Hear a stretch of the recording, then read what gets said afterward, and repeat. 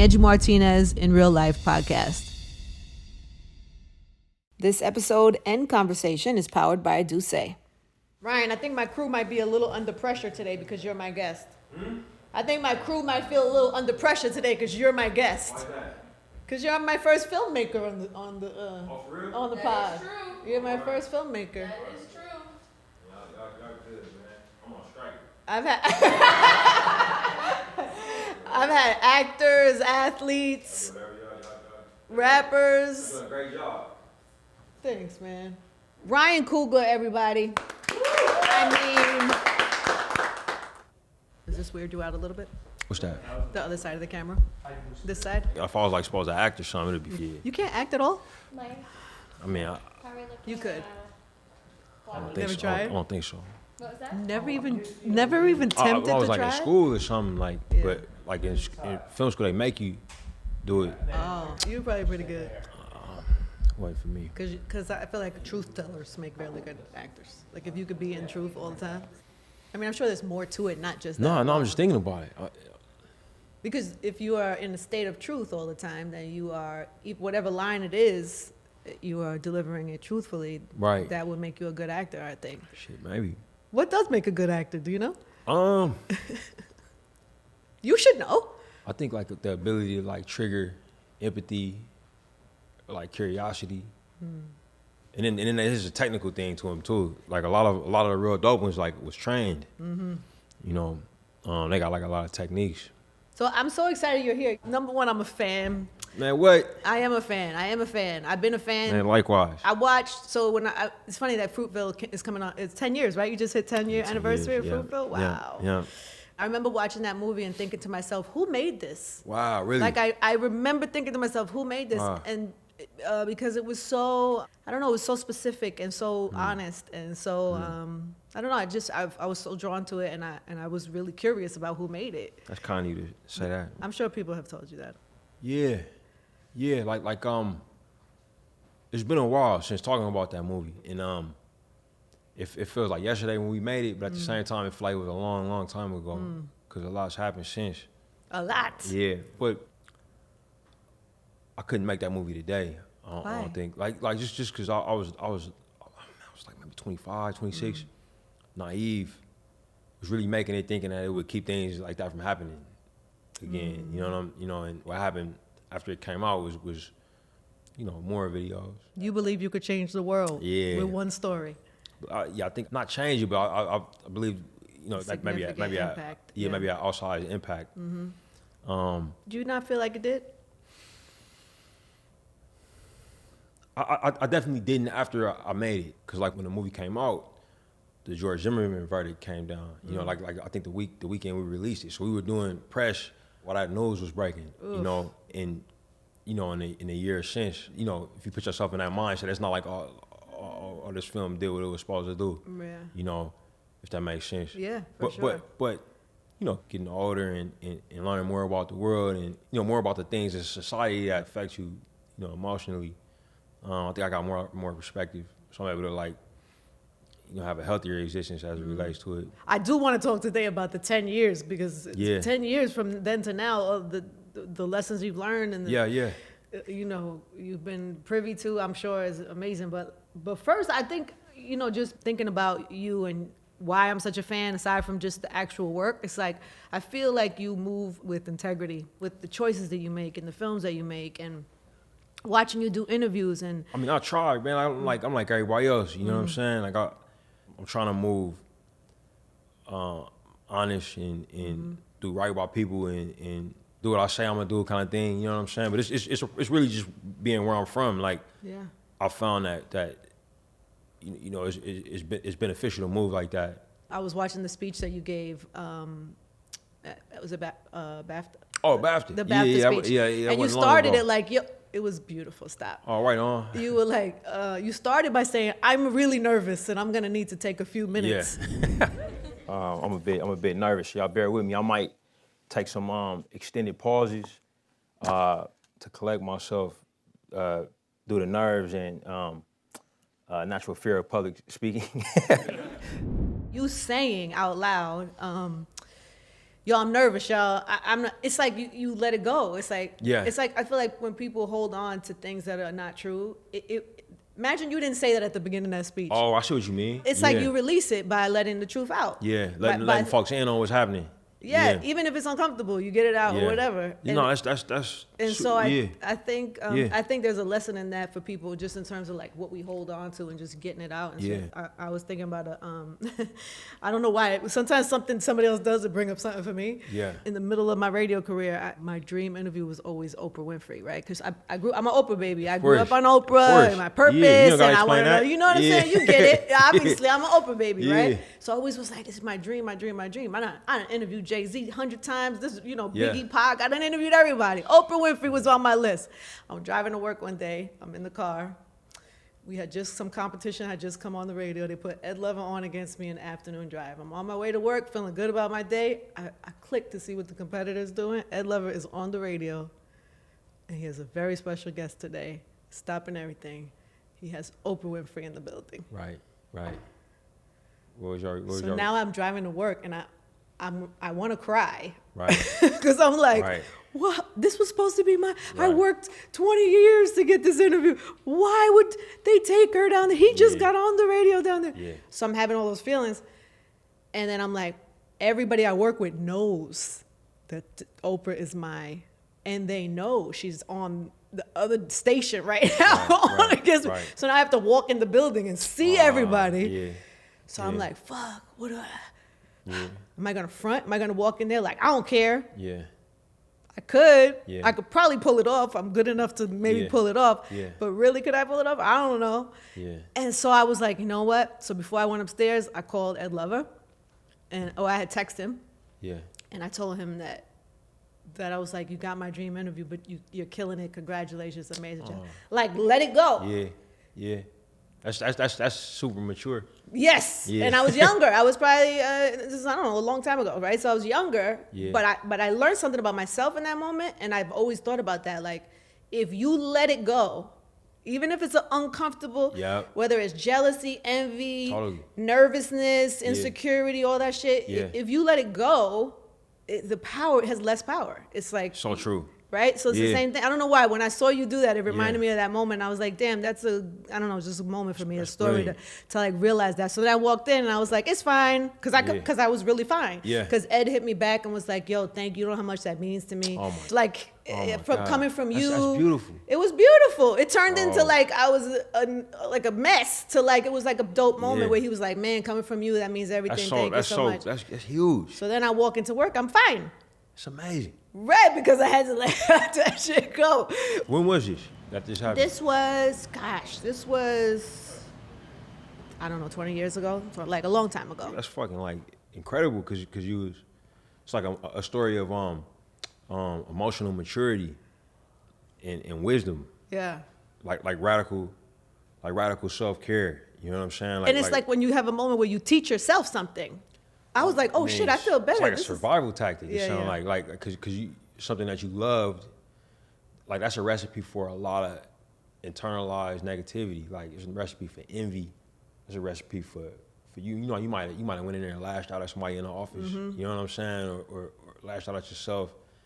But man, you took that, acknowledged it, congratulated the person who was your competition, building made them feel seen, but also like appreciated by a peer. You know what I'm saying? He really did do a good job. He was great. It was a great interview. I couldn't even front. You was being honest. You know what I'm saying? Like acknowledging that it was a dream of yours, putting it out, and like that's incredible. Like that's so much. That's why I was asking when it happened, because that's like I deal with that, man. Like coming up, I grew up as an athlete. Right before I wanted to be a filmmaker, and like I would play, and it didn't happen too often, thankfully. Like once in a while, you come across somebody who is better than you. You know, you know what I'm saying? How you handle that? Well, when I played football, I would handle it by acknowledging it first, like mentally. Like a good example is like I played Marshawn Lynch a bunch, like at Pop Warner in high school, college. Oh, you had a good class. Yeah, but he was really good in high school.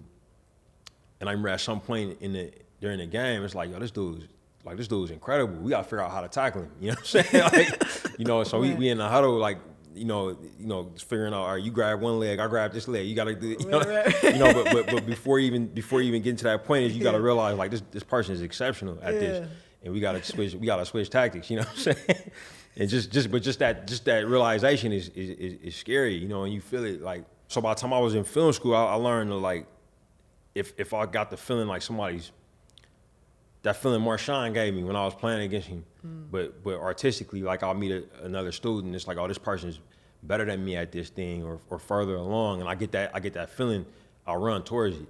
You know, I'll try to befriend the person and be around them and see what I can learn. You know what I'm saying? See if we could collaborate, as opposed to like being like, man, I don't want to. But did you have to learn how to do that?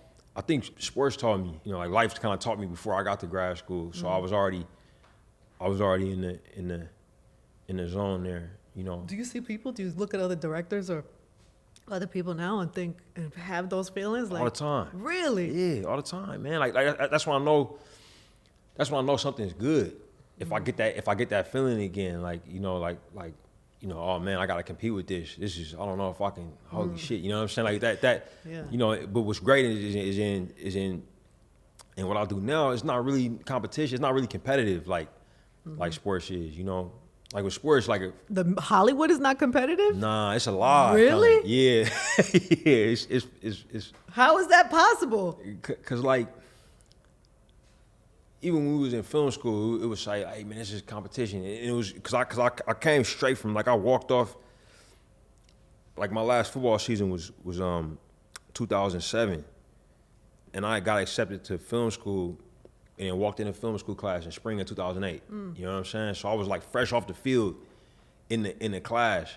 And they was like, you're in competition with this person next to you, and it's competition for that.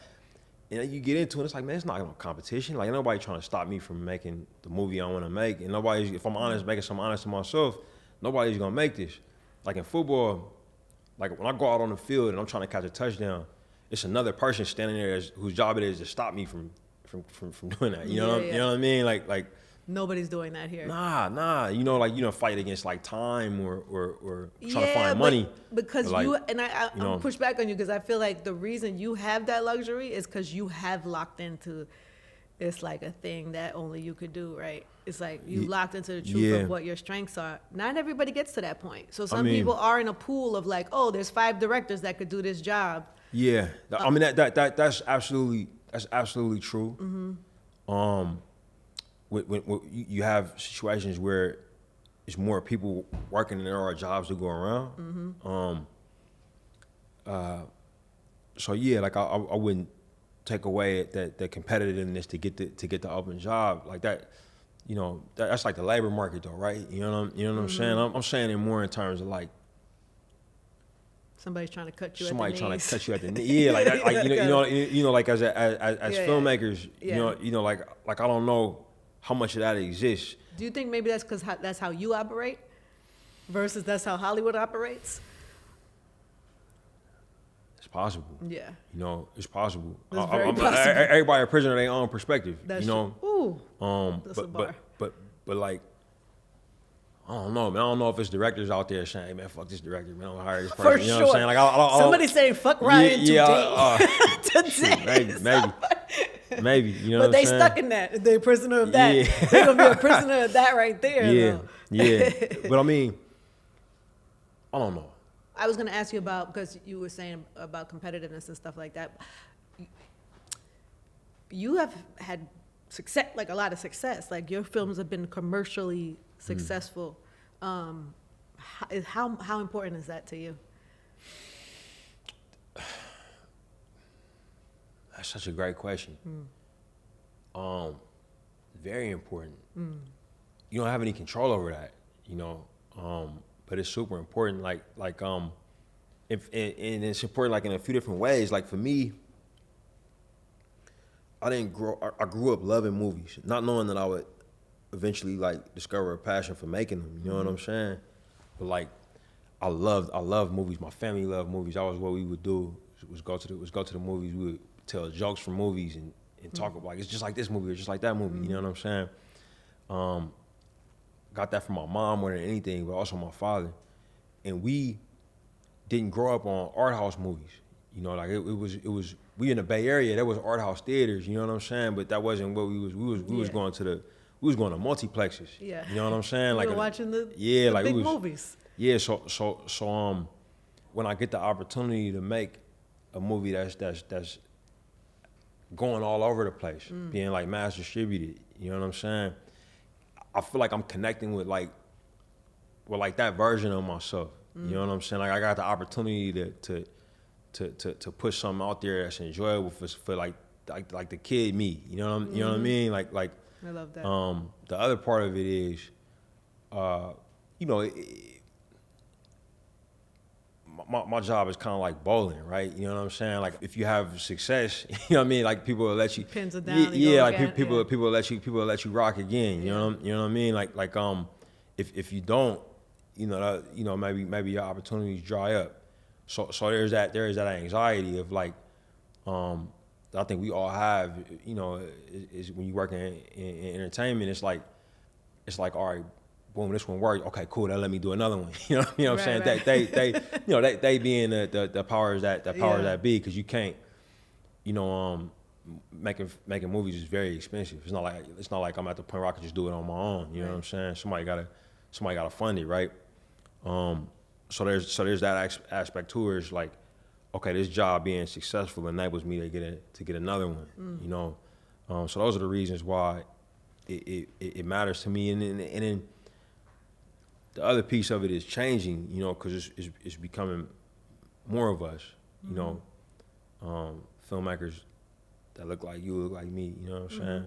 But you know, it's a product of us being a minority that doesn't have a ton of capital power, that oftentimes we judge by what one of us does. You know what I'm saying? Even if that's not what's actually happening, it's something that can be internalized. You know what I'm saying? So like, there's also that added pressure of like, I hope this works, so the next time, you know, Gina makes something, or Steven makes something, or Mike B makes something, they can point to what we did on this, and they can get their stuff made. You know what I'm saying? Does that make sense? Of course it so does. That's the pressure, though. There's also pressure in that, which is what I wonder for somebody like you. Even we talk about Fruitvale being 10 years ago. Yeah. You went from that, which I'm sure there was pressure. Always. Because what was the budget? Was it a big budget, medium budget in your world? It was big for you. It was big for me at the time. At that time. Yeah, it was right around $1 million. Like it was. Oh, you did that movie for $1 million? Yeah, I think it was probably a little less. Yeah, Sorry, it was a lot. We have a script. We're trying to figure out how much millions it could be. So every time somebody says they made a film, how much y'all need your how much y'all need to make your script? Yeah. No, we have a script. We have how much to make the movie. Yeah. How much y'all need to make it? We always figure out. So when I hear stories of that, it's very exciting. You give it to a line producer? Not yet, but that's the next step. Yeah. like so yeah, and you know that money bought us 20 days. You shot it in 20 days. Yeah. Okay, but so you go from that. Then you go to Creed. Yeah. Creed was the next film I wrote and directed. Co-wrote that one with Aaron Covington. But you go from that to Creed to Black Panther, and these are big budget movies. Not just budget, but it's just the expectation behind it and the level of just the pressure. Yep. It's a different level of pressure. Yep. How do you manage that? How do you show up, be creative, how do you block out that? Because everybody, whether they're a filmmaker or they're whatever there is, if you're good at it and you're growing, there'll be a point where you're shit. Totally. It's pressure. Yeah, I was there from day one. Like from the moment I showed up in film school, you know, because like film school, I think I left out of there $200,000 in debt. And I was on a full scholarship in undergrad playing football, so like so I had never had debt before. You know what I mean? Like. So every day in school, I'm thinking like, man, this place is expensive. I gotta do my thing. What if this movie sucks? And this is my shorts, right? What if this movie sucks and the professor say, man, get out of here, man, go back home to the Bay, you know. And you know, when Fruitvale, you know, got greenlit by the great Forrest Whitaker and Nina Yang Bon Jovi, I was terrified to let them down. You know what I'm saying? Terrified, and it was more money you know, I didn't know. It's like, Jesus, $1 million. Oh my God. You know what I'm saying? Like I didn't want to, you know, lose that money for the investors. You know? So the same pressure from then to Black Panther is the same amount of pressure? It's from the outside looking in, there's clearly like more at stake, but the stress level, you know, is at the maximum. You know what I'm saying? On each on each one, if that makes sense. Of course. You know what I mean? Like it feels like I'm as stressed as I could be. Do you have a trick or a thing that you do or that you tell yourself? Is there like when that starts creeping in? I try to remind myself to control what I can control. It's a collaborative medium, so I try to hire the best people that I can. I got an amazing wife who's been with me, known me a long time, and is always very honest with me, is very smart. So I keep her around and let her in on everything I'm doing, you know, so she can kind of give me perspective. For when I'm drowning in stress, she can tell me, yeah, you should be worried or not, you tripping, you know what I'm saying? I let people work to the max of their capacity. So if I got a co-writer or if I got a cinematographer, AD, you know, let them take as much off of my plate as they can. And then sadly, because I deal with work addiction, I try to work myself into the place of being comfortable with what I'm doing. You know what I mean? Like, you know, if that makes sense. Well, two things I have a question. Two things I want to know. Talk to me about work addiction, because I completely understand, and I'm doing my best in this part. And this time, it took me to this time in my life to try at least to have some tools that I use, but it's still a struggle. I mean, it's tough. Yeah, like. But I've never really heard somebody just own it and claim it like that. Like work addiction. Yeah. What is that? It's a self-diagnosis, right? But like I kind of discovered it when I was going through something really emotionally intense, actively. I won't disclose what it was. And I realized that I was unconsciously working. Like I was working at a time when I really shouldn't have been working. I should have been dealing with what was happening. Trauma? Yeah. Yeah, I should have been dealing with what was happening. And I kind of got called out on it. Like, yo, why are you sending emails and making calls about this thing when we got this going on? You know? And that was when I realized, I was like, oh, I got a problem, you know what I mean? Like, so I navigated, you know what I'm saying? But it's a lot like if somebody who got an eating disorder, right? Because you have to work, you know what I mean, and live, you know what I mean? Like you got to eat to live. So when you're dealing with things that's like necessities, it gets tricky. But you also love it too. So, I do. Yeah. Yeah, and it brings good things. Yeah. You know what I'm saying? So it's complicated, you know, like, but it can also ruin your life. You can lose the things that's most important, right? You know what I mean? Like, so I monitor it, you know what I'm saying? But like, yeah, like if I'm feeling, the tricky part is like if I'm stressed about a scene, right? It's often because I haven't given it enough time, you know? Like, so what I kind of have to do to make myself less stressed is to work on it, you know what I mean? If that makes sense. Yes. So then I got to negotiate, right? It's like, all right, I'm going to sleep tonight, you know, or am I going to work this scene to the point that it feels like it's doing what it's supposed to do? But it's also that it's not healthy for you. So should I show up to work tomorrow for this 10-hour day that might end up being 14 or 16? Should I show up with a good night's sleep, but the work unfinished? You know what I'm saying? And we work out on the day. Or should I show up completely sleep deprived, but I know the work is there? You know what I'm saying? Like, and some days, like I look at, well, what actors am I working with? You know what I mean? Are they good to work with on the spot, or are they gonna get freaked out if it's not done? Are they gonna show up panicked? You know what I'm saying? Like, yo, this scene ain't working. Coogler, what we gonna do? Like, you know, if I got the ones that's gonna be cool with working on the day, then I go to sleep. You know what I'm saying? Are you getting better at that? Going to sleep? Yeah, I can navigate it a little better. You know what I'm saying? Like when I first started, like with Fruitvale, I just didn't sleep. You know, 20 days, but Creed was 50 days. Panther was close to 100, so I can't not sleep for 100 days. You see where I'm coming from? No, you gotta sleep. Yeah. You know what's helped me, and that's because I have work addiction too. But I don't know. I've really locked into like just locking into like the faith of it all, and waiting for, just have the faith. It's just the faith. Yeah. Do as much as I can, and then have faith that whatever it's supposed to be is going to be. Yeah. Which I didn't. I used to say it, but the actual, the actual actively, like I'm gonna rest. I'm gonna let it. Actively going. I want to stay up till 5 a.m. because this should be endless. I can't, so I'm gonna go to sleep, and because I can't, so I'm gonna do it. Or something falls flat. I have to have faith that was supposed to fall flat. Yeah.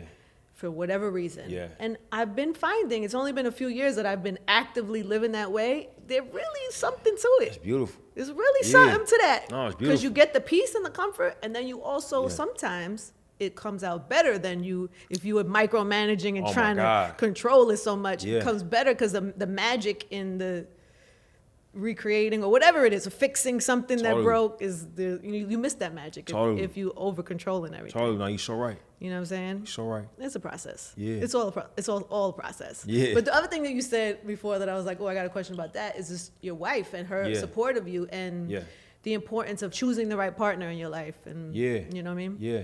I mean, it's super important.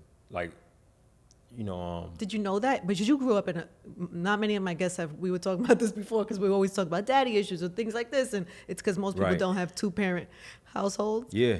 You can have a 2-parent household and still have daddy issues. Yeah, that's true. That's true. That's true. But I mean, my parents was both in my life. They still are. Yeah. But did they teach you the importance of picking the right partner, or did you get that young, or you just happen to luck up? Like, was it intentional? Yeah, that's such a complicated question. It's okay. No, it's fine. I'm just trying to think about how to answer it. I mean, my pop would say this. My pop actually would say this. He'll say, man, I'm from the Bay Area. We got a lot of phrases and sayings and like slick. But he'll say more is caught than taught. What that means is like you can sit down and teach somebody something, but if they're around you every day, they're gonna catch what you do. You know what I mean? Mm-hmm. So my parents, you know, I was around them all the time, you know, and picked up a lot of things from them, just from them being around. Mm-hmm. You know what I'm saying? It wasn't like they sat down and was like, hey man, when you pick your mate, you gotta pick the right person. They never said. They didn't write the list of things. Nah. You know, but I watched how they got down. You know what I'm saying? And maybe it was. I never did this kind of self-analysis, man. It's almost like going to therapy or something. I know people say that to me all the time. I haven't really done therapy much, but what is true though, you know, is that my parents met when they were kids. That's a reality. Yeah, you guys met young. In college, right? College? High school. No, high school. Yeah, high school. I met her when I was kids. You're kids in high school. Yeah, I met her when I was 13. Oh wow. Yeah, so like it's probably something to me as a kid when I was like, man, I might meet the one. You know what I'm saying? You didn't even know you was looking. Moving. Yeah. At 13, you didn't even know you was looking for her. How I was moving, you feel me? Just because I knew that's how it worked out with my parents or whatever, you feel me? That's dope. But yeah, it's weird. You did good. Yeah, I lucked out. I lucked out, man. I definitely lucked out. Since we're talking about family, though, I wonder how much being a father has changed you, or what have you learned from that? Yeah, it's probably kicked into why you're aware of your work addiction. I'm sure that's part of it. Yeah, yeah, it's totally a part of it. Yeah. I was on vacation once, and a waiter asked me and Angie if we had kids. We said nah, and he was like, man, just wait. He's like, I just had a kid. The waiter, he said, and it's like everything before the kid was black and white, and now everything's in color. You know what I'm saying? And that's like the best description of it. You feel like I've and it's no disrespect to people who not capable or looking for having kids. You know what I'm saying? Like it's no disrespect, but for me personally, in your life, yeah. Yeah, it felt like everything leading up to this was practice. And now the game started. You know what I mean? if that makes sense. It totally does. Yeah, it's that kind of feeling. It totally does. But it also is crazy because like the things nobody tells you. Actually, you know what? somebody did tell me this. It was real. It was a little real. He told me while he was working on Judas and the Black Messiah, but he was like, yo, it's nothing more entertaining than your own kids. You know what I'm saying? He's like, they just so entertaining, and that's the other thing. Like I watch less movies and TV and everything because they just so interesting. You know what I mean? It's so constantly exciting and like nerve wracking. You know what I'm saying? That like that everything else is kind of like. Everything else kind of like pales in comparison, you know what I'm saying? Like you get more adrenaline from like them running around the kitchen in their socks, you know what I'm saying? Cause like every step they might, you know what I mean? It's more than that than an action movie, than anything, you know what I'm saying? So like, that's funny. Yeah, so like you kind of like, I wasn't ready to be like kind of like perpetually like unimpressed by everything else, you know what I'm saying? That's funny. Yeah, but yeah, it's wild, man. That's beautiful. Yeah, but you definitely get like more aware of your mortality too. That's the other thing. My gosh, for sure. Yeah. I was telling you this earlier. That's how this podcast started. My first chapter was called "We're All Gonna Die," because it's like when you start to become aware of your mortality. To me, it could do one of two things. You could get freaked out or scared by it or depressed or sad. Yeah. Or you could be inspired by that and realize the time, how important time is and how important our choices are and what we're doing with our time here. And it's crazy because like where I'm from, coming up in the time that I came up in, we was surrounded by the concept of like young death and like old death. You know what I'm saying? Mm-hmm. Like that was a thing. Like it was known like. It was in our movies, but it was also started to happen to us. Like, oh yeah, I could get shot. You know what I'm saying? Like I could get smoked. Like high school, college age. That was like the fear. Like I'm gonna go to a party, man. Something might happen. I might get smoked. You know what I'm saying? Like or you know, we might get caught with something. I gotta go away for forever or whatever. You know what I mean? But what I kind of wasn't prepared for was like late 20s, early 30s. Like you know what I'm saying? It's like oh wow, like what's this gonna look like? And now it's getting crazy, like late 30s, because I'm seeing like family. I'm seeing like the changing of the guard with the family. Like I'm seeing like my parents' age become the oldest. You know what I mean? It's like, oh shit, we next up. You know what I mean? Like it's so funny. I had Joe Button on. We had Joe Button on, and we were talking about the elevator of life. Yeah, it's like an elevator. So who it's like they go, and then it's like you're becoming the dad, and then you'll be the grandfather. Yeah, and like strangely, we was prepared for like an exit on the 3rd floor, right? Yeah, like teenage, young 20s, but like now fifth floor. Yeah, the 5th floor, the 6th floor. It was kind of like kind of unknown. You know what I'm saying? Like and it brings like a strange thing. Like I remember when Kobe passed away, my wife and I had just met him. We just met him and Vanessa, you know, and Vanessa was pregnant, and Zinzi was pregnant. You know what I'm saying? Like they was both like, I think she was more pregnant than Zinzi was. You know what I mean? And I remember, you know, chopping it up with Kobe, and I remember just how big he was. You know what I'm saying? Like he was just so like so imposing. You know what I mean? And chopping it up and everything, and you know we back home. We find out about the accident, and we devastated.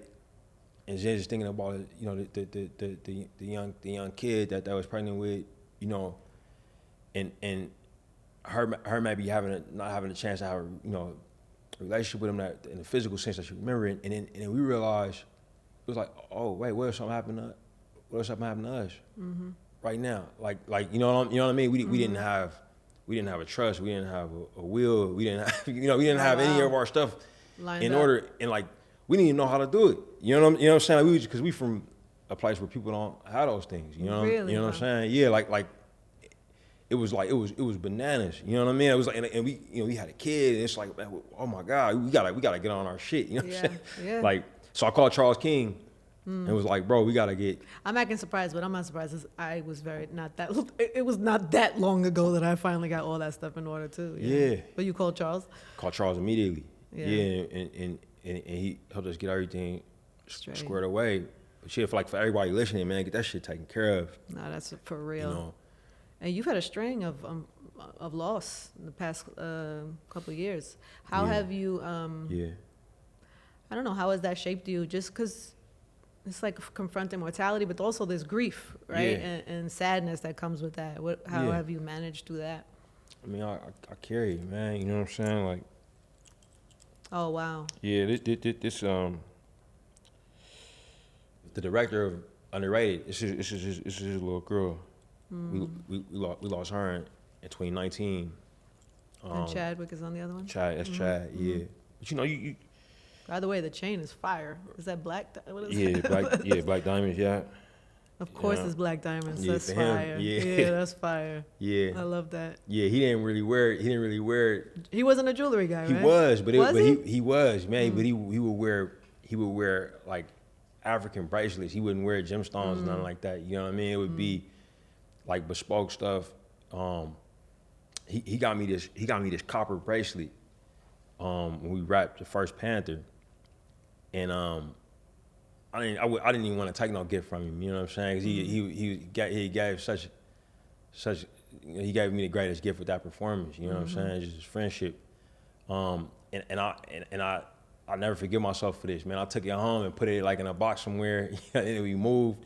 I still got it, but it's in storage. I gotta go find it. Please go find it. I will Immediately. Yeah, I will, man. But I meant it though. I didn't need nothing material from him, but I didn't know we was gonna lose him so soon. You know what I'm saying? Yeah. So I got this one made, but I got it. Yeah, I got it blacked off for him because he. I know he'd be like, I don't put no diamonds in that, man. You know what I'm saying? So I got the black ones. But yeah, you carry it, man. You know, and it's something you learn how to move with, man. Like you know, but yeah, a lot of loss. John. Yeah, Singleton. Yeah. A lot of loss, man. But everybody deals with it. You know, it's a circle of life. It is. It's guaranteed. It's such a part of life. You know, it's gonna happen to all of us.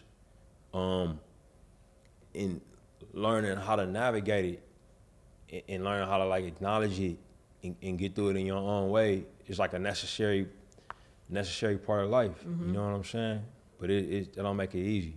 Nah, never easy. Yeah. But it should inspire you to, like, we always say when somebody first passes, like, oh, you got to live for the moment, life's short. You say all those things. Yeah. But to actually live a life like that. Yeah. Intentionally all the time. Yeah. It's like a gift, I think, from having experienced something like that. Yeah, and also being close to Chad, man. Like he was so, like, in the time that I knew him, he was sick. You know, I didn't know till after he passed. But he was so intentional.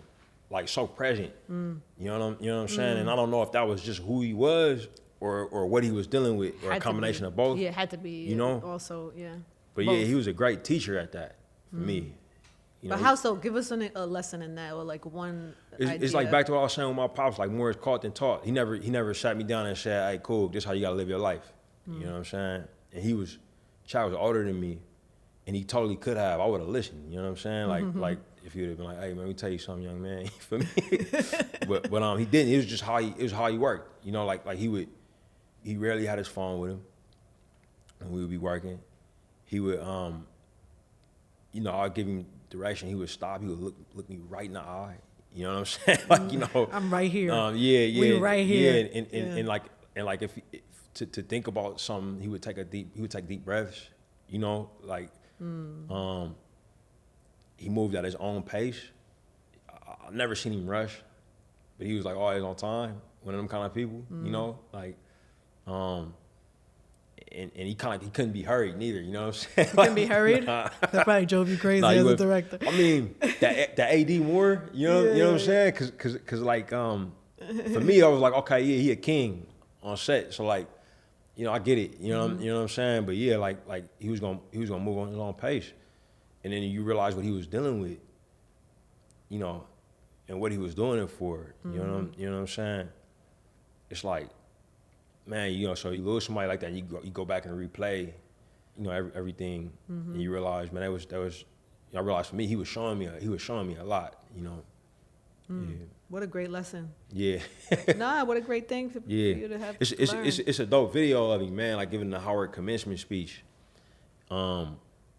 And if you're watching the video, they put the graduating like tassel on him, and he does the thing I'm talking about. He takes like a deep breath, and he acknowledges like what just happened. You know what I'm saying? It's something that like not a lot of people do. Ooh, I'm stealing that today. Yeah.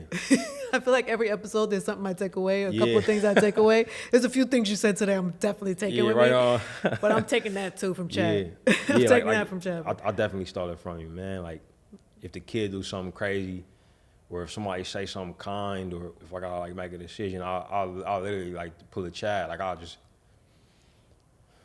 like think about it for a bit. You know what I'm saying? Register it, and then move. But yeah, if you want to see him do it live, check that commitment, man, because he does. You can tell like how much it meant to him. Oh, that's beautiful. You know, that's beautiful. Yeah. I would imagine you're in a position you could there's probably projects being thrown at you 100 a day. I mean, me, Zinzi, and Several Hanyan, we started a company called Proximity Media. We started it in 2018. We did Space Jam and Judas right away, Judas and Black Messiah, and then we started to expand, got into podcasting like we're doing right now. We got a podcast called In Proximity. That's really fun. But we started to expand and hire people that are really good at doing certain things. Pete Nix, who directed Underrated, also directed Anthem for us, that's on Hulu, but he runs nonfiction, and yeah, like now that we have executives and staff, yeah, we able to look at more projects that might come in. Is this how the Steph exactly, project yeah, came? exactly how it came. Yeah, Eric Payton, who founded Unanimous Media with Stephen Curry, called with the idea, and they had worked out quite a bit. And I love the idea, but I'm from the Bay Area, big Warriors fan, love Steph, and ended up making like just a beautiful movie. Yeah. About like it's like the power Rudy. of, it totally, but also about like the power of being seen. You know what I'm saying? Like so often, people, especially like in business or but with sports especially, people oftentimes will look at a player and they see what's not there, as opposed to what's there. Yeah, when they were reading off his NBA, his draft, what is that called? His draft bio. His draft bio. That was wild. Yeah, a lot of people got it wrong. Of course they got it wrong. Yeah. But that's how the world is. About the people who got it right. That's how the world is. Everybody, anytime you're trying to do something that's like groundbreaking, is going to be people that don't see you. Yeah. But he, for some reason, didn't listen to any of that. Well, yeah, he had people who saw him, and people who gave him a chance, believed in him, built him up. And what's great about Steph and what's great about the movie is he gives back to those people. It's not he's not just taking. Like, he told his mom he was gonna graduate and went and did it. You know what I'm saying? And wanted his jersey up there at Davidson so he could give back to his coach, who gave so much to him. So I think that Pete made a beautiful movie, man. It's a beautiful movie. That's dope. Okay. I start my interviews today, and we didn't do it today. I usually start the interview with how happy are you on a scale of 1 to 10? Right now? Right now.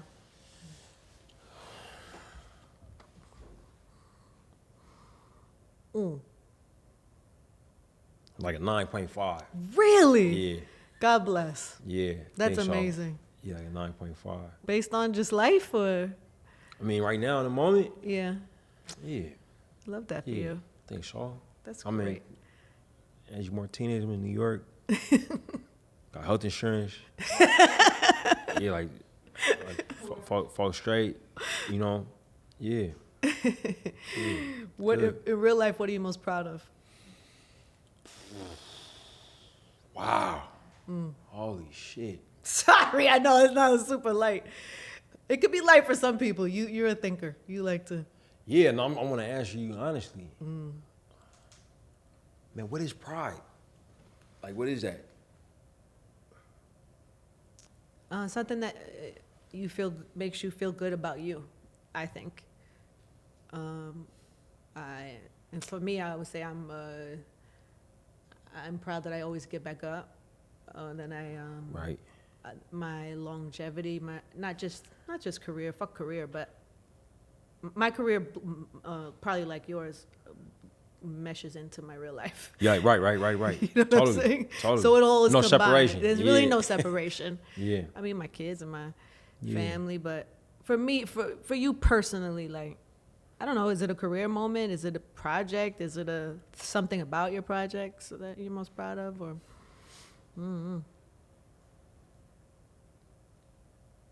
Oh. I love how thoughtful you are. I think it's probably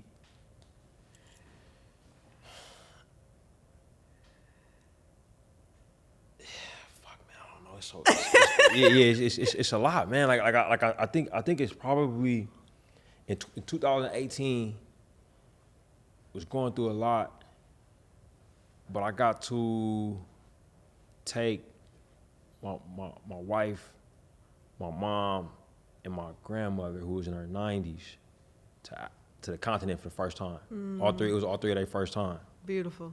And I got them there, got them back safe. So I think that's probably the biggest deal. And why it was a big deal is because I grew up hearing about Africa from people who had never been. You know what I'm saying? Due to like what happened to our ancestors. You know, so like taking the others member of my family there was probably a big deal. So it was a proud moment. It's maybe, but it's so many. I've been blessed, like for real. That's one, I guess that's interesting. That's a good one. Yeah. Okay, last thing, and we're gonna let you go. It's really a two-part, so it's up to you how quick or short you want to make it. Yeah. But, what do you want people to learn from to learn from your life? Fuck. You asked some cold questions. I'm sorry. It's supposed to be a speed round. So yeah, like And then what's left? Yeah. What is the star for you? I guess what I want people to learn from my life is